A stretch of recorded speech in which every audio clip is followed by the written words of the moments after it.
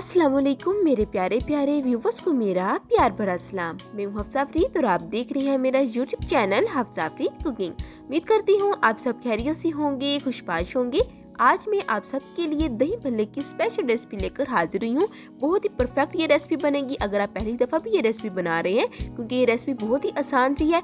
साथ ही साथ मैं आपको बताऊंगी कि ऐसी कौन सी गलतियाँ हैं जिससे हमारे जो दही भल्ले हैं वो सख्त बन जाते हैं, स्पॉन्जी नहीं बनते हैं, ना ही नरम मलाई बनते हैं। तो चलिए ये रेसिपी बनाना हम शुरू करते हैं। सबसे पहले बिस्मिल्लाहिर्रहमानिर्रहीम। यहाँ मेरे पास हाफ कप के करीब माश की दाल है, साथ ही यहाँ पर मेरे पास है हाफ कप के करीब मूंग की दाल। अब आपने करना क्या है, इन दोनों दालों को आपने अच्छे से वॉश करना है, मगर वॉश करने से पहले आप देख लीजिएगा कोई डस्ट पार्टिकल हो तो निकाल लीजिएगा। इसके बाद अच्छे से साफ कर लेंगे। तकरीबन 2 से 3 मरतबा आपने खुले पानी के साथ धो लेना है इनको। और ये देखिए मैंने अच्छे से धो लिया है, बहुत ही क्लीन हो गई, साफ सुथरी हो गई है। अब मजीद पानी बीच में शामिल करेंगे और एक रात के लिए आपने भिगो कर रख देना है ताकि अच्छे से फूल जाए। तो देखिए 1 रात हो गई है, अगले दिन मैंने इनको चेक किया है और आप देख सकते हैं अच्छे से ये फूल गई हैं। अब आपने क्या करना है, आपने इनका पानी निकाल लेना है, दोबारा से धोने की ज़रूरत नहीं है। और ये आपको मैं चेक कराती हूँ, देखिए कितनी नरम हो गई है। ये देखिए ज़रा, यही कंडीशन होनी चाहिए। अब पानी निकाल लेंगे। तो देखिए पानी मैंने निकाल लिया है। अब हम जूसर जग लेंगे और जूसर जग में हम ये सारी दालें शामिल करेंगे और अच्छे से ग्राइंड कर लेंगे। आप जो दालें हैं वो एक साथ ही शामिल ना कीजिएगा, बल्कि हाफ हाफ करके शामिल कीजिएगा ताकि अच्छे से ग्राइंड हो सके। दालें शामिल करने के बाद हस्बे ज़रूरत बीच में पानी शामिल कर दीजिएगा ताकि बिल्कुल फाइन सा ये है ना ग्राइंड हो जाए। कवर कर देंगे।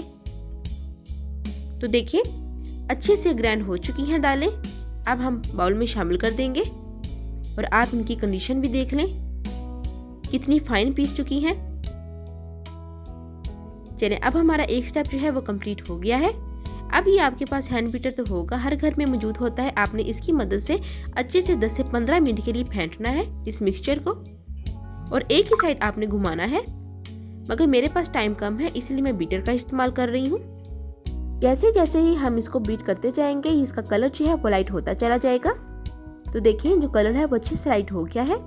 अब यहाँ पर एक तरीका है कि आपको कैसे पता चलेगा कि आपने जो मिक्सचर वो है वो अच्छे से फेंट लिया है। तो उसके लिए हम एक कप लेंगे, कप में पानी शामिल करेंगे और हल्की सी क्वांटिटी जो है वो आपने पानी में शामिल करनी है।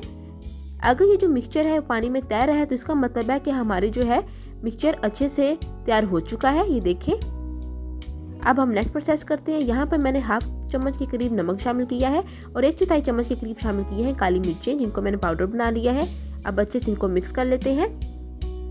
बस यही 2 मसाले हमने बीच में शामिल करने हैं। साथ ही इस पॉइंट पर आप मेरे चैनल पर न्यू हैं तो जल्दी से मेरे चैनल को सब्सक्राइब कर लें, बेल आइकन के बटन को दोबारा मत भूलिएगा ताकि हर आने वाली न्यू रेसिपी सबसे पहले आपको देखने को मिले।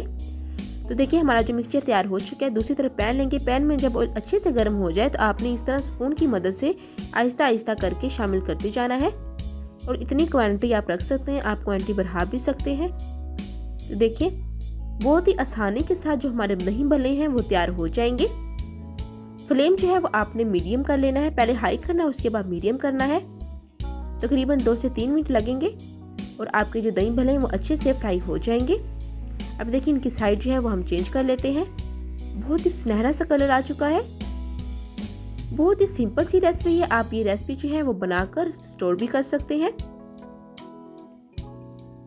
तो देखिए अच्छे से जो है फ्राई हो चुकी हैं। अब हम स्ट्रेनर की मदद से सारे जो दही भल्ले हैं वो निकाल लेते हैं। अब ये देखिए जो हमने फ्राई किया है ना, इस पॉइंट पर आप इनको ठंडा करके स्टोर कर सकते हैं पाइपिंग बैग में शामिल करके, और जब आपका दिल करे आप बना सकते हैं।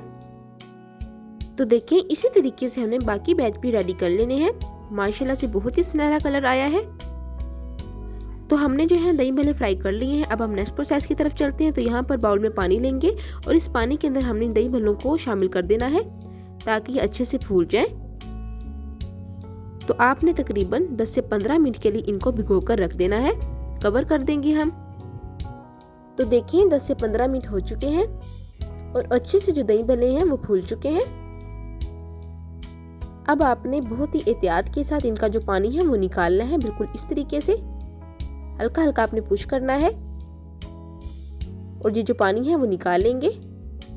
इसी तरीके से हमने सारे दही भल्ले जो हैं उनको निकाल लेना है। और ये मैं आपको कट करके भी दिखा रही हूँ। तो देखिए कितने फ्लफी और कितने स्पंजी बने हैं। इस पॉइंट पर अगर आप मेरे चैनल पर न्यू हैं तो जल्दी से मेरे चैनल को सब्सक्राइब कर लें। बेल आइकन के बटन को दबाना मत भूलिएगा ताकि हर आने वाली न्यू रेसिपी सबसे पहले आपको देखने को मिले।